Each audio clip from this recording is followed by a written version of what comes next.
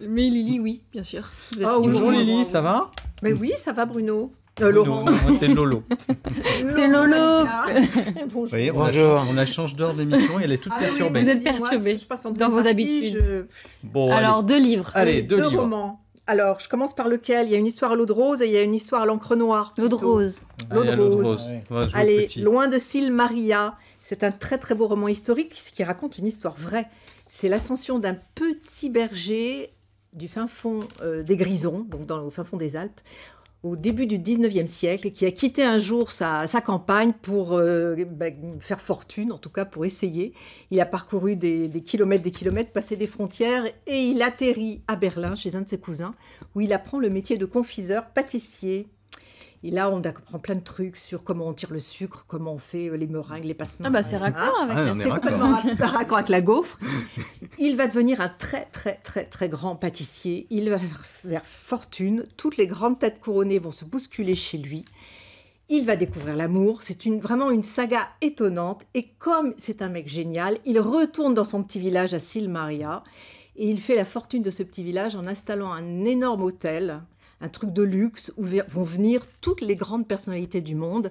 Un hôtel qui existe encore, 5 générations, c'est la 5e génération qui exploite l'hôtel et qui est un hôtel brillantissime, Étonnant, cette très histoire. cher, à 1000 € la suite, etc. Eh etc. ben, des moutons à l'hôtel 5 étoiles. Voilà, Ça il est donne envie parti. de Ça, lire. ça montre quand même qu'on peut y arriver. Un petit berger à 11 ans, il est mort très jeune, il n'avait pas 60 ans, il est mort à 57 ans. Bon, ça a attisé Et ma curiosité. milliardaire. Et il est où ce village? Cils Maria, c'est dans les Grisons. D'accord. C'est l'Italie, Oui, ouais, les Alpes italiennes. d'accord. Et sans rapport, alors, le 2e livre. Alors, dans le Là, deuxième c'est- livre, attention, sans c'est- rapport. c'est moins drôle. Irgin Welsh. Oui, Irgin Welsh, on le connaît parce que c'est vraiment un auteur assez saignant. Vous aviez lu Transpotting. Alors, il reprend d'ailleurs un des personnages de Transpotting. Mais là, il le met sous le soleil de Los Angeles.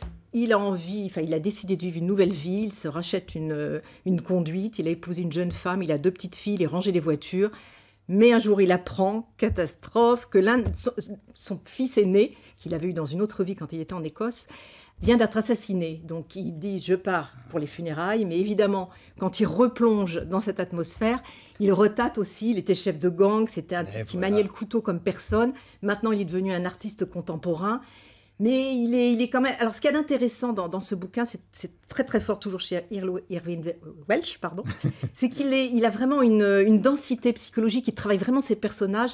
Et là, tout le bouquin est écrit à la première personne, on est dans la tête de ce type, et il est sans arrêt, à faire des allers-retours entre j'y vais pas, il est sans arrêt pris au piège entre sa noirceur ancienne et sa nouvelle vie. Ça a l'air bien, ça. C'est- C'est l'artiste au couteau. Ouais, Bon. il y a une tension et un suspense en tout cas qui sont Entre le berger extraordinaires. pâtissier et l'ancien gangster. C'est juste- deux juste- cuisines différentes. Je vais maintenant vérifier qu'elle l'a vraiment lu. Ah, si. Mais j'abîme pas mes livres. Non. On vous retrouve Presque tout à l'heure, Lily, pour des Ouais, idées sorties avant en les idées Normandie.